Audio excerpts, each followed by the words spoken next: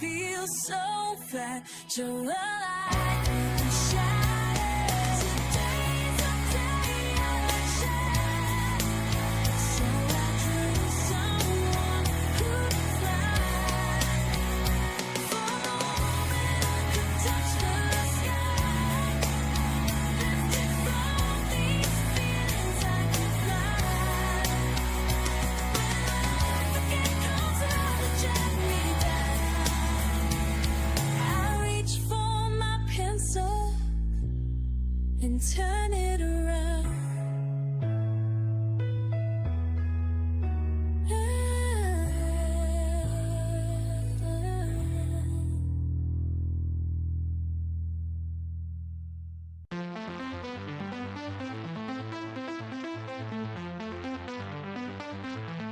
You say you're afraid to fail. Risk is what success will entail. Great things require great sacrifice. Every great thing comes with a hefty price. Failure's just a learning opportunity. Where's the fear? Set your dreams free. Step out and take the risk. You must go big or go home. Success or bust. Don't keep your gifts inside. Don't let fear make you hide. It may take 100 million tries or more, but if you keep going, one day you'll score. Failure's just a learning opportunity. Lose the fear, set your dreams free. Step out and take the risk. You must go big or go home. Success or bust. Don't keep your gifts inside. Don't let fear make you hide. It may take 100 million tries or more, but if you keep going, one day you'll score. Failure's just a learning opportunity. Lose the fear, set your dreams free. Step out and take the risk. You must go big or go home. Success or bust. Dreams and wishes are safer than reality. Real success requires that you be willing to try again. That's how you turn failure into a win. Failure's just a learning opportunity. Lose the fear, set your dreams free. Step out and take the risk. You must go big or go home. Success or bust. Failure doesn't mean it's time to quit. Failure means you haven't mastered it.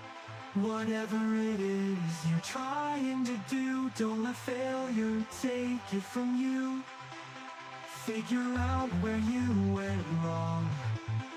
That's how you'll start growing strong. Study what happened and learn. This is how your success you'll learn. Failure's just a learning opportunity. Lose the fear, set your dreams free. Step out and take the risk. You must go big or go home. Success or bust.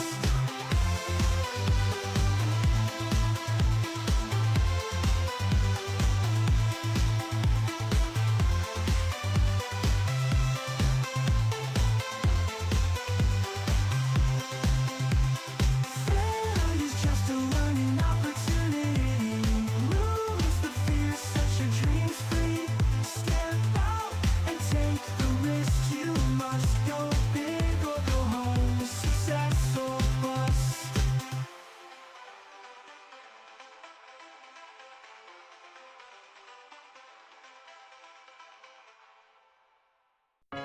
Living homeless in a place where I share all the space.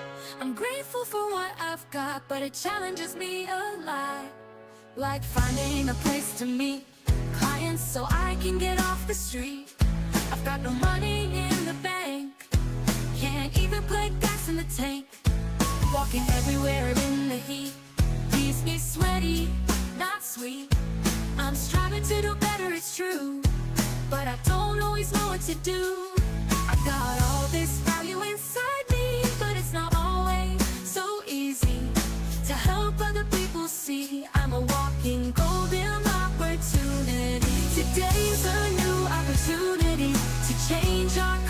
society. The help you get today can get things on their way.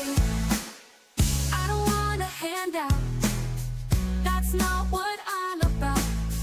I just need a hand up, a little love to fill my cup. I'm a writer, an artist, and a designer, copywriter, marketer, trainer, and planner. My list of skills runs miles long. You're wondering where I went wrong. I'm in a love-hate relationship with society. I love people, but I don't find it funny the way we value each other by our money. I wish more people could see and agree. Today's a new opportunity to change our current society. The help you get today can get things on their way. I'm not blaming anyone for my choices. Blaming anyone is pointless. I rejected the corporate plantations here, choosing my child's life over my career. I made my fair share of mistakes. I'm no saint, for heaven's sake. I admit I missed a lot of opportunities due to my fears and insecurities. But my current financial condition is at least in part due to my mission to put people over profits in life, accepting that this will cause me strife. Today's a new opportunity to change our current society. The help you get today can get things on their way. I've spent decades searching for truth, breaking free of lies I believed in my youth. I'm no longer eager to participate in a system designed to discriminate. I guess what I'm trying to communicate is that this doesn't have to be our fate. Our greatest investment is in one another, valuing each person as a sister or brother. Each person is a gold mine of opportunity. If you know how to find it, it's easy to see. We can end a system of monetary slavery. Working together, we can all be free. Okay, so it is indeed time to get that stream underway. It is 2:00 p.m. Central Time, and we're ready to get back to writing. Together, we write. So let's talk about what we created last stream. I'm going to read these. I'm going to read the last chapter we started, and then we'll decide where we go from here. Chapter 33, Tolston under investigation. Tolston felt an impending sense of doom as Jacobs forced her into the door of his vehicle and locked it behind her. The CIA was not going to make it to her in time, it seemed. She found herself sweating despite the AC running full blast. It took every ounce of her training to slow her heart rate and get her anxiety back under control. All she had to do was figure out what Jacobs wanted, what he suspected, and what he knew. Then she could use that to her advantage. Jacob slid into the driver's seat and rolled up the steel partition that separated his side from hers without a word. He didn't seem interested in talking. Great. That was okay, she reminded herself. It just gave her time to think. Time to decide what her next move was. She was surprised when the car door opened again and DeVries was thrust into the back seat next to her. He seemed just as surprised to see her. Neither had time to question things before the ignition started and the car was on the move. She didn't know how much they could be heard back here, and she didn't want to give things away, so she said nothing. DeVries seemed to have the same idea, staring ahead without looking at her beyond the first glance.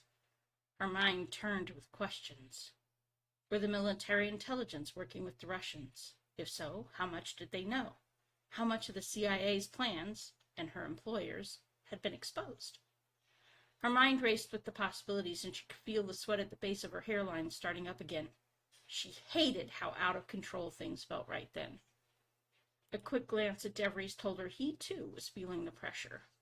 Large beads of sweat formed along his forehead despite the air conditioning blasting them. That confirmed to her that he was just as much in the dark as she was. Attempts to seduce Jacobs were unlikely to be successful. He'd worked with her for months before this and never gave a hint, even one, of his true disposition. He'd also been subject to her worst tempers without breaking. She frowned. She needed a better plan than that. Could she distract him? Cause him to need to pull over to the side of the road somehow? She eyed DeVries for a moment. If she were to knock him out, would that lead Jacobs to pull over and give her an opportunity to escape? She wouldn't mind putting that idiot in a coma. Better than leaving him conscious enough to talk.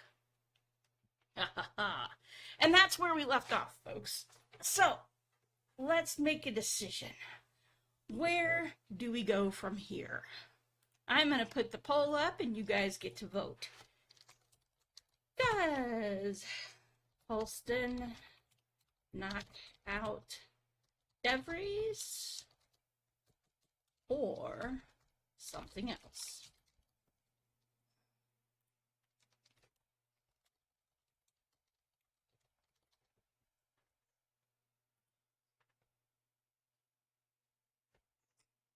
And if we decide on something else, we'll have to decide what that something else is.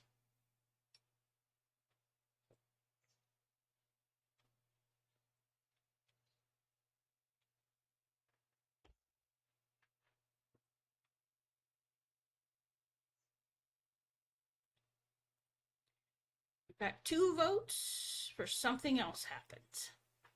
All right, we got 3 people, 2 votes. I think at least.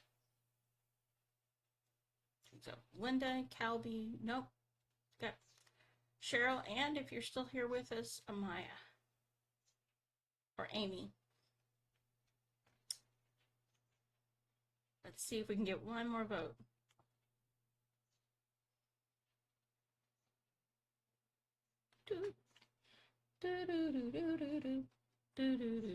I'll give you 1 minute.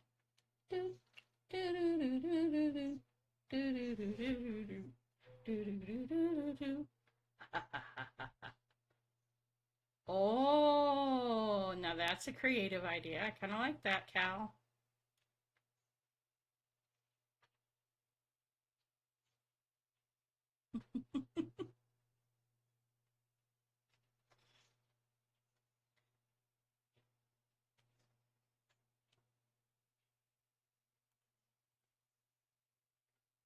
All right. Just a little bit longer.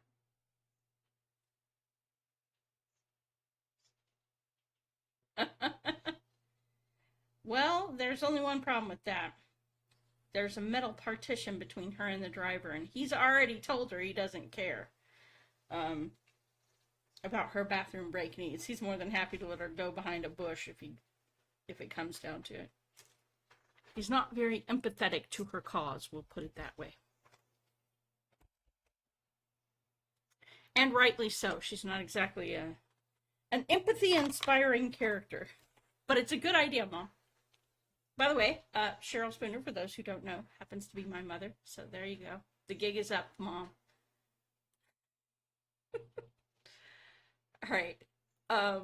So we're going to do something else. So I like your knockout gas idea, Cal. Yeah, exactly. The partition prevents him from smelling it. So let's get a good description of what does knockout gas smell like.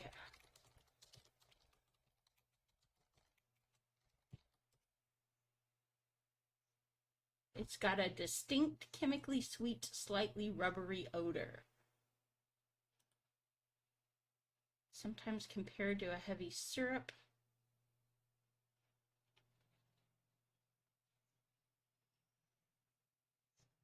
Sometimes put strawberry or apple inside the mask to distract from the initial chemical odor.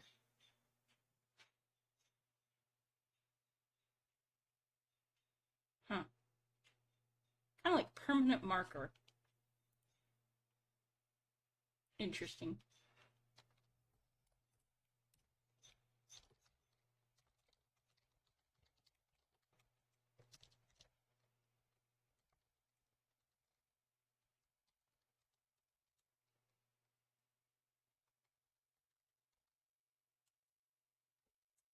And then Brandy forgets how to spell certain things, so every once in a while it's worth it.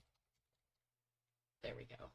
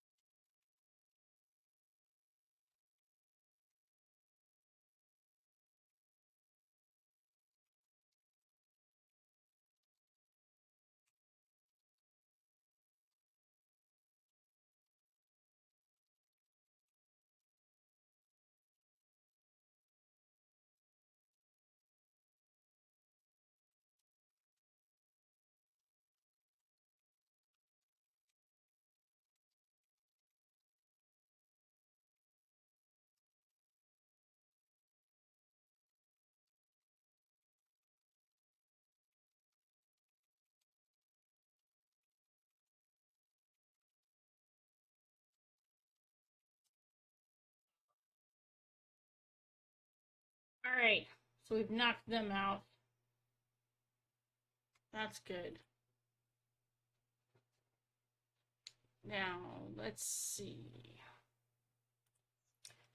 Here's where we go next. Let's see where Delilah was left off.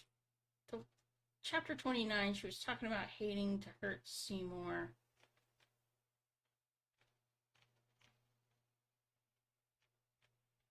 He told her to tell her the truth. And then she left, right?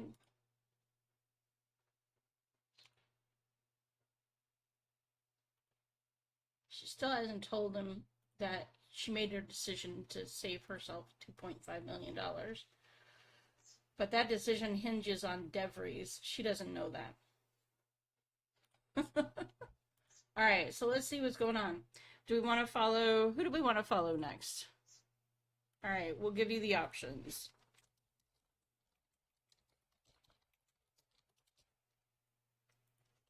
Delilah. Mortus. Spin's always an option. Now, mind you, Spin is the monkey, but we do always have that as an option.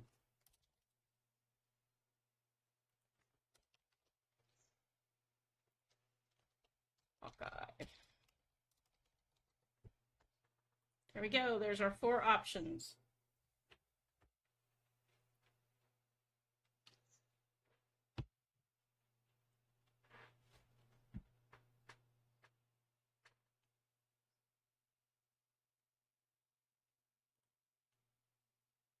One vote for Hawkeye so far.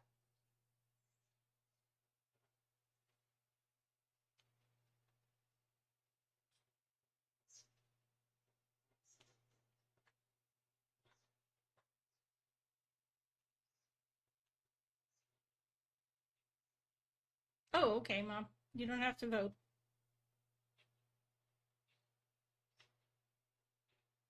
I'll just know that you're abstaining.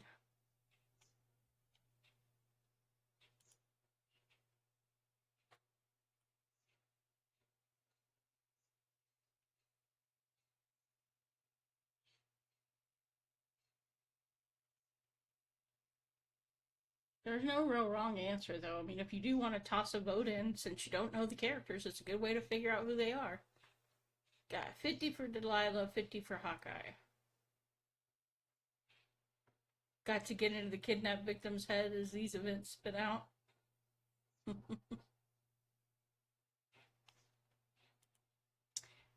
We haven't been in Hawkeye's head for a while, so I think we'll jump back in. We went into Delilah's a little while ago, but we'll come back in. We'll go to Hawkeye's.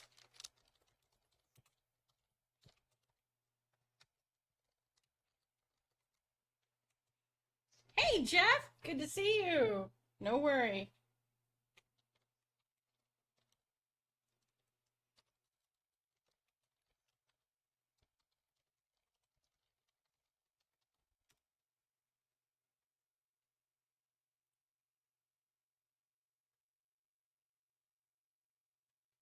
Alas and alack, eating. You know, if not for that.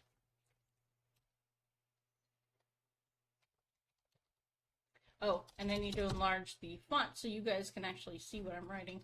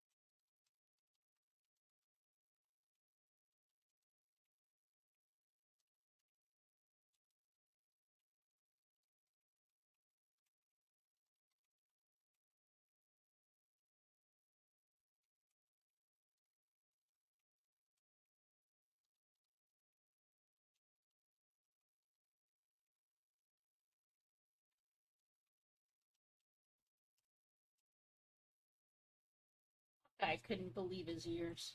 Military intelligence wanted him for matters of national security? How was that even possible?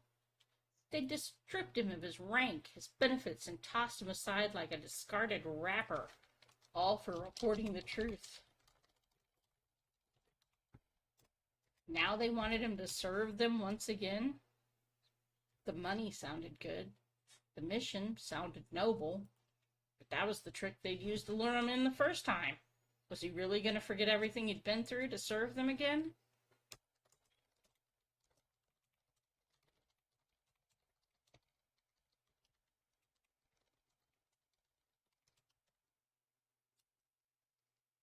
A sucker for a good cause, he had to admit. All right, so here's where we left off. I'll go back through the meeting that they had. The reason they want us is that nobody's going to suspect us. We're about as unlikely a crew as they could find, and we proved our capability as a team with Hawkeye's rescue. Let's see. Okay.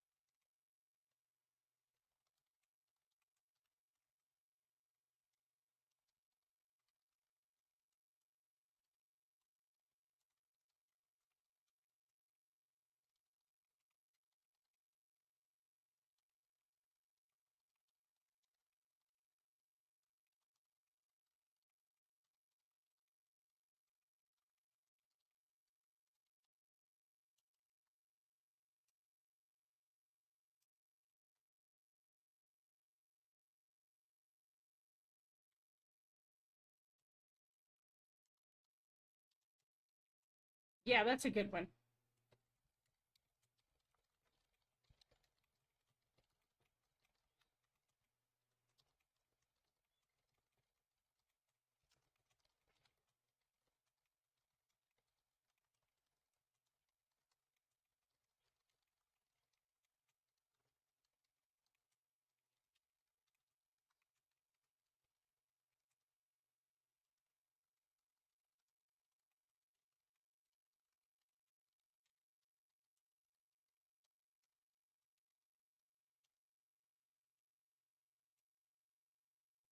Room to breath. Ah, breathe.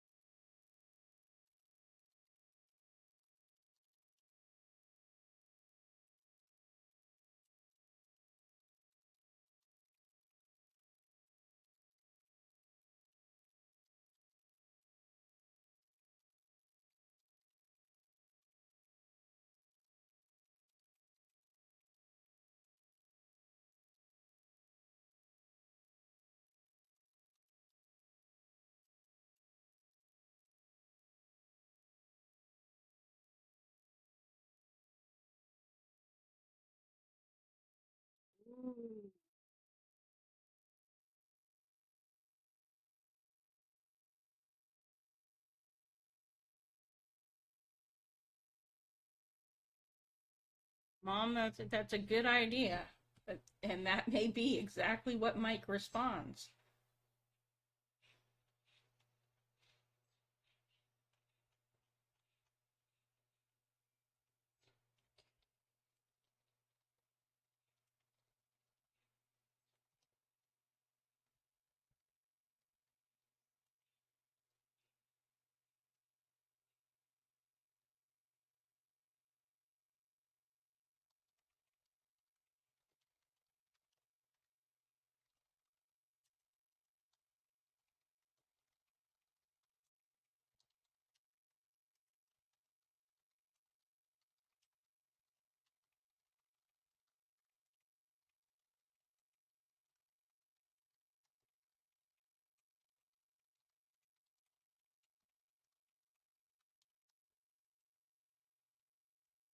All right. So actually, I do want to use your idea, Mom, because I think that's a good one.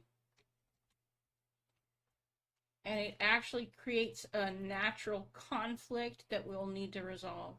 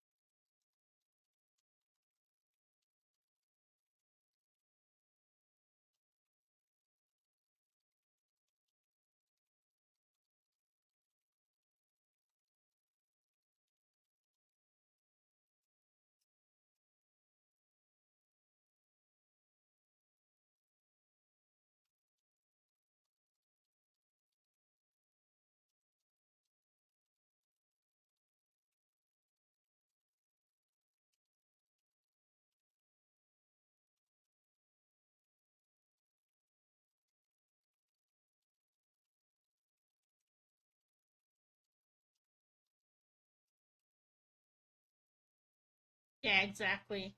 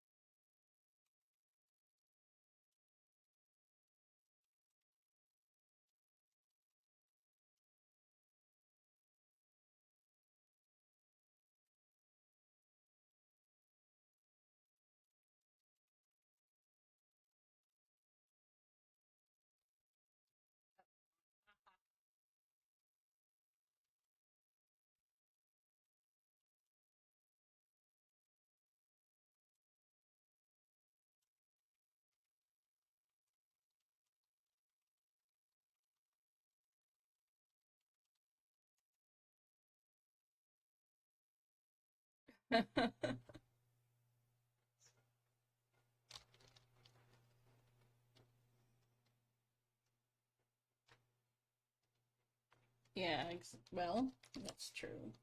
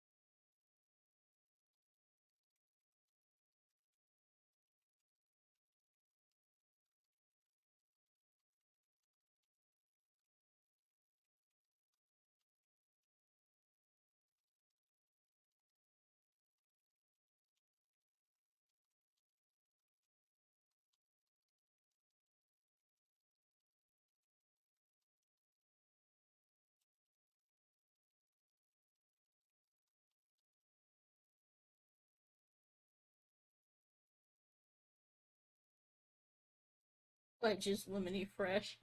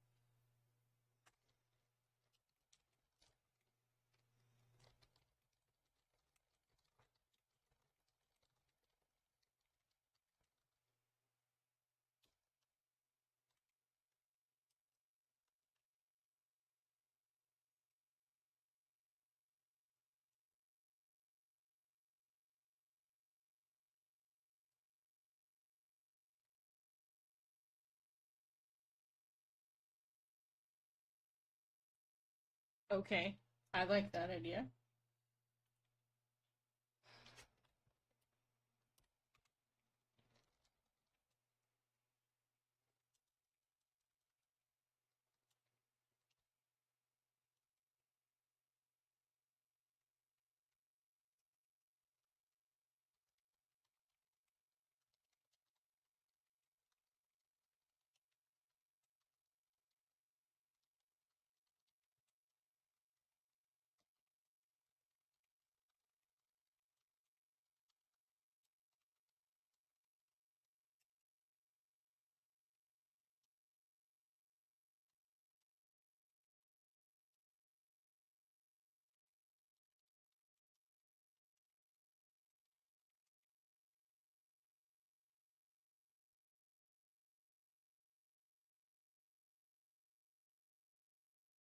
Hey, Mountain Man, good to see you.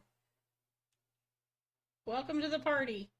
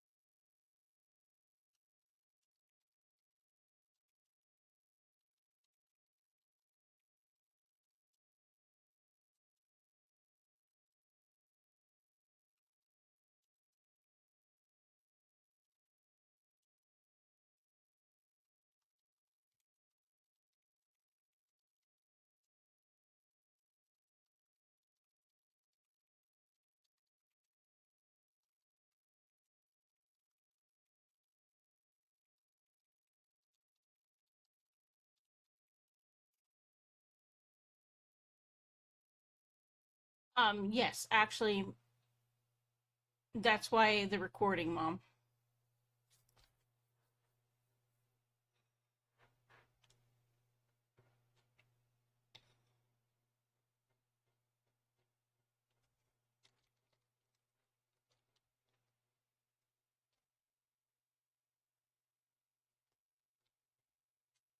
That's why they're recording, because insiders do abound. All right. Let's see where we go next.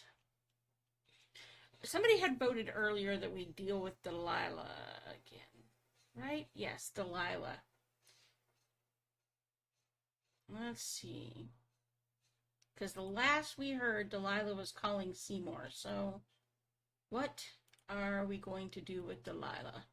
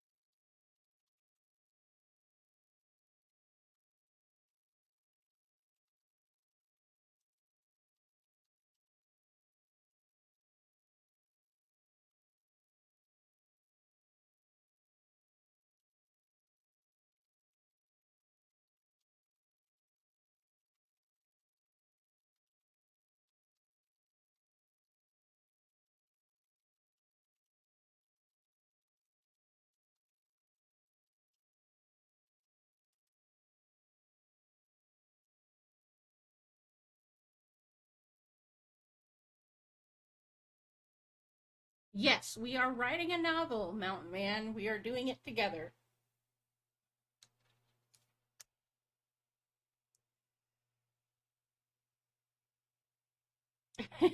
It's been quite the twisty, turny, plotty thing. All right, so let's read what we got so far. Chapter 36, Delilah's Heart. "See, Mom, I'm so glad you answered," Delilah said when he picked up the phone. He didn't sound particularly happy to hear from her when he answered. "What did you need, Delilah?" "Oh, Seymour, don't be like that. I was just calling to check on you," she said, pouting. "You know I love you." He snorted. "Do you? How was Nashville?" Delilah frowned. "My appointment got canceled. He didn't show up." Seymour sighed. And now you're stuck in Nashville and need my help getting home? Delilah was amazed at how fast Seymour guessed it. Well, now that you mention it... There was silence on the other end of the line. His voice was low when he spoke. How much do you need? It's true. Hawkeye's Pretzel might be a good title. More plot twists than you can shake a stick at.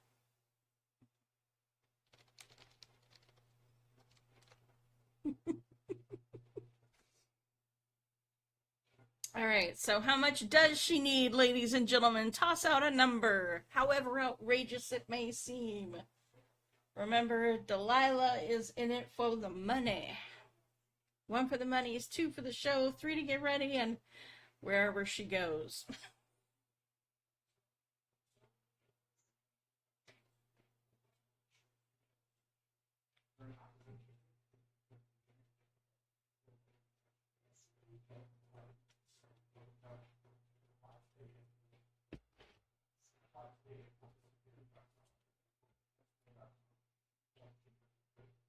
Hawkeye is about a 2 hours drive from Nashville.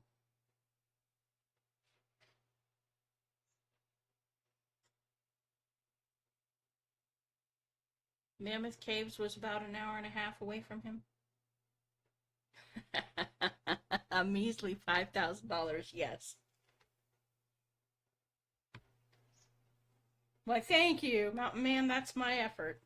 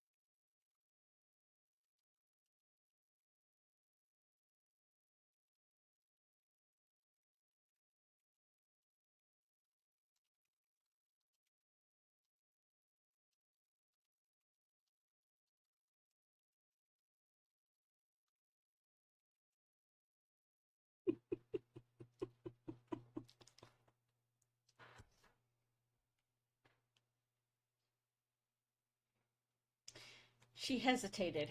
She felt her face flush as she spoke the words. $5,000? That's all. Silence filled the air. She heard a slight choking sound on the other end of the line, the only thing that told her he was still present. How much? She swallowed. 5,000?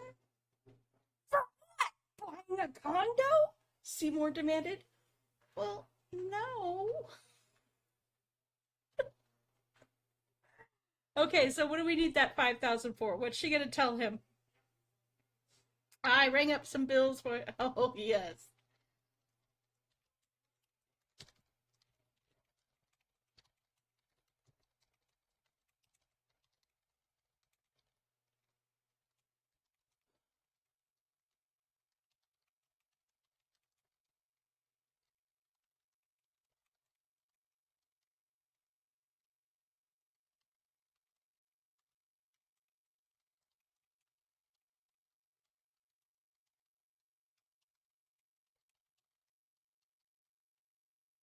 Well, no, I rang up a few bills while I was here, and if I don't pay before I leave, they're going to take me to jail.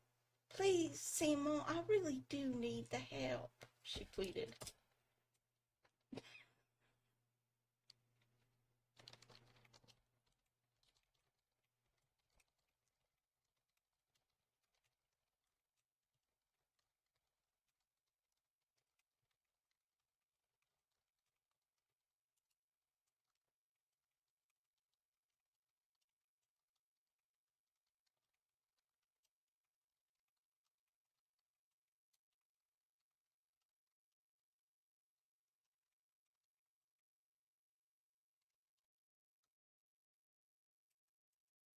Love of all that's holy, what on earth could you possibly have spent that kind of money on in that short a time?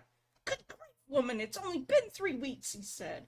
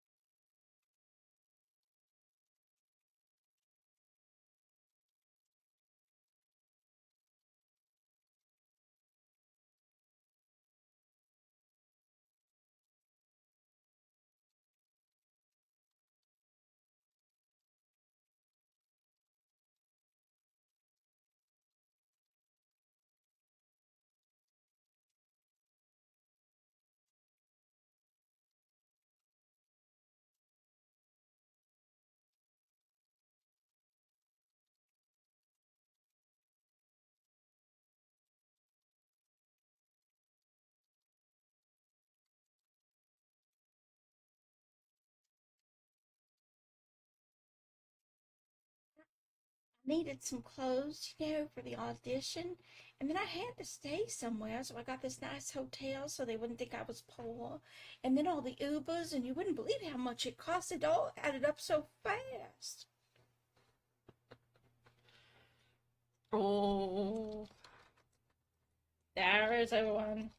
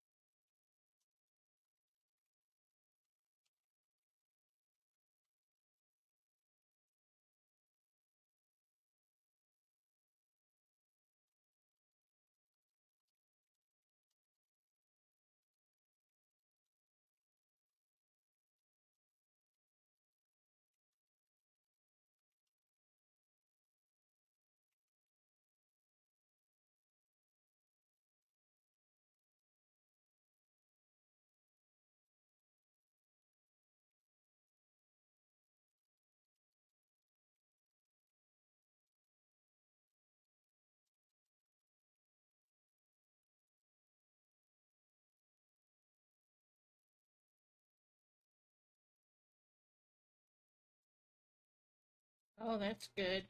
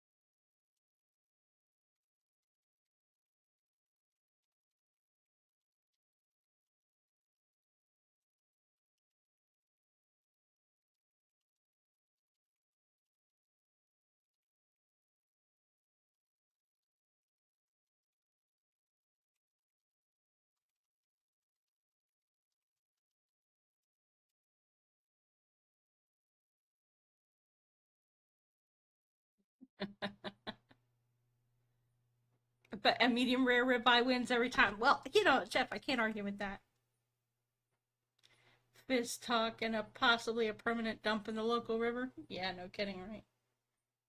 All right, so let's read back through this chapter before we close up for today. Delilah's heart. Seymour, I'm so glad you answered, Delilah said when he picked up the phone. He didn't sound particularly happy to hear from her when he answered. What do you need, Delilah? Oh, Seymour, don't be like that. I was just calling to check on you, she said, pouting. You know I love you. He snorted. Do you? How was Nashville? Delilah frowned. My appointment got canceled. He didn't show up. Seymour sighed. And now you're stuck in Nashville and need my help getting home. Delilah was amazed at how fast Seymour guessed it. Well, now that you mention it... There was silence on the other end of the line. His voice was low when he spoke. How much do you need? She hesitated. She felt her face flush as she spoke the words. $5,000? That's all. Silence filled the air. She heard a slight choking sound on the other end of the line. The only thing that told her he was still present. How much? She swallowed. 5,000? For what? Buying a condo? Seymour demanded. Well, no, I rang up a few bills while I was here, and if I don't pay before I leave, they're going to take me to jail. Please, Seymour, I really do need the help, she pleaded. For the love of all that's holy, what on earth could you possibly have spent that kind of money on in that short a time? Good grief, woman, it's only been 3 weeks, he said. She started doodling in the water condensation on the table where she sat, shame leading her to do something, anything, rather than owning the truth. She feared he was going to hang up on her forever, and that was a risk she just couldn't take. It was one thing to leave a man you loved before he had a chance to leave you. It was another thing to take the risk of sticking around long enough to guarantee it. I needed some clothes, for the audition, and then I had to stay somewhere, so I got this nice hotel so they wouldn't think I was poor, and then all the Ubers, and you wouldn't believe how much it cost. It all added up so fast, she explained. She failed to mention the gambling she'd done in the casinos, trying desperately to hit it big enough to pay those bills, or the hustling she'd done, conning a few people out of money to get more money to gamble. Seymour's sigh was heavy. You're still in Nashville, I trust? Yes, of course. I just said they wouldn't let me leave. He cut her off. Give me the address. Stay where you are. I'll be there in 2 hours. Oh, no, Seymour, you don't need to do that. She was horrified that he might discover the truth. He cut her off again. Yes, I do. You and I are going to have a talk when I get there. Desperation drove her to say what nothing in the world could have made her say otherwise. Seymour, you can't come. He paused. Why not? She looked at the cheap motel room, the stolen clothes, the shoes that didn't quite fit. I don't think I have that much time. They told me they're calling the police in 30 minutes if I don't pay up. Who? He demanded. Let me talk to them. Her hands shook. Tears started filling her eyes. The thought of admitting the truth, of telling him what really happened, was more than she could take. I can't, Seymour, I can't. They'll kill us both, she said. Kill you? What do you mean? Seymour's voice switched tone. He went from upset to protective. I've said too much. I've got to go. Send me the money, please. Stop asking questions, she pleaded. I promise I'll make it up to you. Just send it. And on that note, we leave. Yeah, no kidding, right? All right, so that is the stream for today. We have got Delilah in a pinch. We have got Hawkeye demanding that the military restore his honor, and Mike saying no, that he's going to have to accept a bargain where he only gets his honor restored if he does the work the military intelligence wants. We have got so many dilemmas going on here. And we're 36 chapters in. Thank you guys for participating. I hope it was enjoyable for you as it was for me. And we'll see you back here again next week, where we will once again go through and sort out everything. All right? Or at least as much